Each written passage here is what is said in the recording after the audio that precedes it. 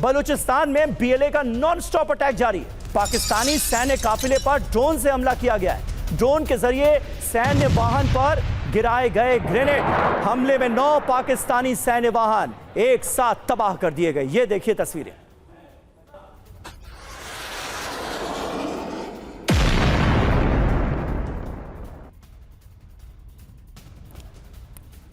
और बलूचिस्तान में पाकिस्तानी सेना को भारी नुकसान की खबर है। बीएलए ने मार गिराए 2 पाकिस्तानी अटैक ड्रोन्स।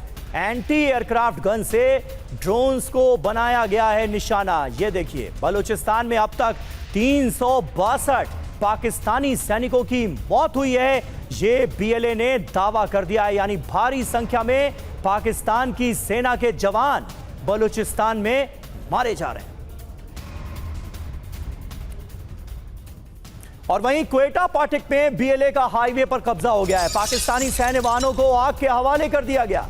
बीएलए ने दावा किया कि पाकिस्तानी सर्विलांस ड्रोन हमने यहां मार गिराया है। यह देखिए, तस्वीरें जारी की गई हैं बाकायदा। इस ड्रोन के खात्मे के बाद खौफ के मारे भागे पाकिस्तानी सैनिक, यह बीएलए कह रहा है। तो ये 3 बड़ी खबरें तस्वीरों के साथ आपको दिखा रहे हैं। पाकिस्तानी सैन्य काफिले पर घातक हमला हुआ है और ड्रोन से यह हमला अंजाम दिया गया है। एंटी एयरक्राफ्ट गन से ड्रोन पर निशाना साधा गया, ड्रोन को तबाह कर दिया गया। क्वेटा पाटिक में बीएलए की तरफ से ये देखिए बड़ा एक्शन देखने को मिला है। हाईवे पर कब्जा कर लिया गया है और जो पाकिस्तानी वाहन यहां से गुजर रहे थे उन्हें आग के हवाले कर दिया गया। और बीएलए का क्वेटा से कराची जाने वाले हाईवे पर कब्जे का दावा। रास्ते में पाकिस्तानी सैन्य वाहनों पर किया गया हमला। 7 पाकिस्तानी सैनिकों को पकड़ने का दावा भी बीएलए की तरफ से किया गया है, यानी 7 सैनिक जो हैं वो अब बीएलए के कब्जे में बताए जा रहे हैं।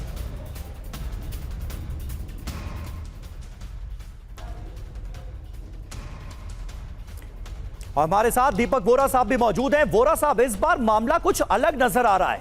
बलोच लिबरेशन आर्मी इससे पहले भी पाकिस्तान में सैनिकों को निशाना बनाती आई है, आजादी की मांग करती आई है, लेकिन इस बार जिस तरह से बुलंद हौसलों के साथ बड़े हमले अंजाम दिए जा रहे हैं, क्या आपको लगता है कि कुछ बड़ा होने की खबर जल्दी आ सकती है क्या?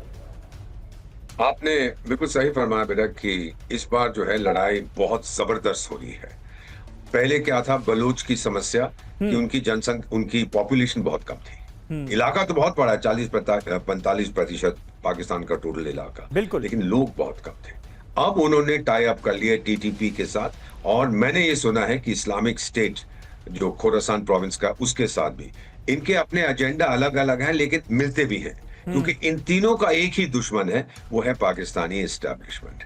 दूसरी चीज मैं कहूंगा सर कि पाकिस्तान की जो फौज है, जैसे उनके रक्षा मंत्री ने वो पिंजरे वाली मुन्नी बाई की तो का नकाब उतार दिया था, बोला कि बलूचिस्तान इतना बड़ा है, हमारी फौज कुछ नहीं कर सकती वहां पर, जबकि वो मुन्नी बाई कह रहा, मैं माफ कीजिए, मैं उसी की भाषा यूज कर रहा हूं मुन्नी बाई की, कि दीज ब्लडी 1500 टेररिस्ट, हम मार देंगे इनको, क्या समझते हैं ये। और फिर उनका होम मिनिस्टर कहता है ये तो कोई स्टेशन हाउस ऑफिसर थाने का इसको डील कर सकता है। अब देखिए वही शब्द उनको काटने को दौड़ रहे हैं। सो माई फीलिंग, पाकिस्तान की फौज की ट्रेनिंग रही है भारत से लड़ने के लिए। उन्होंने सोचा था कि ये जो हमारे दामाद हैं, जिनको ये नॉन स्टेट एक्टर्स कहते हैं सर, ये नॉन स्टेट नहीं, ये state with in a state है, लेकिन इन लोगों के मुंह खून लग गया है। भारत से तो कुछ नहीं मिल रहा, अफगानिस्तान से कुछ नहीं मिल रहा, अब पाकिस्तान की सेना का खून पी रहे। ये कर्मा है सर, ये लौट के आ रहा है। और इस बार मेरा मानना है, जो मेरे बलोच फ्रेंड्स हैं, उन्होंने ये कहा, we will not stop now. ये अंग्रेजी का मैं कोट कर रहा हूं, we will not stop now.